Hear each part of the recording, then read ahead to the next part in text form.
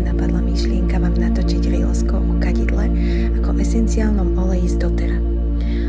Kadidlo bolo vzácnou a drahou surovinou, ktorý si mohli zakúpiť len lepšie postavení a bohatší členovia spoločnosti.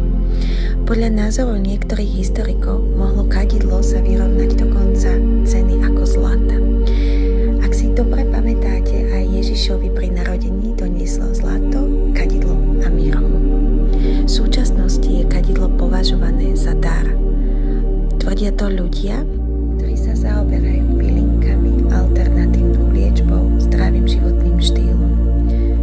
Kadidlo v dotere rieši nervozitu, úzkosť, depresiu, kožné problémy, infekcie, imunitu, spomalenie a prehlbenie dýchania, je protirakovinotvorný, taktiež rieši aj bolesť sedacieho nervu, regenerácie buniek a tvorby bielých krviniek. Čo sa týka emočného hľadiska, je to olej pravdy. Práve tento olej odhaľuje klamstvá a falošné pravdy. Vyzýva k odpusteniu od nižších vibrácií, klamstiev, podvodov a negativizmu. Učí nás k tomu, aby sme boli osvietení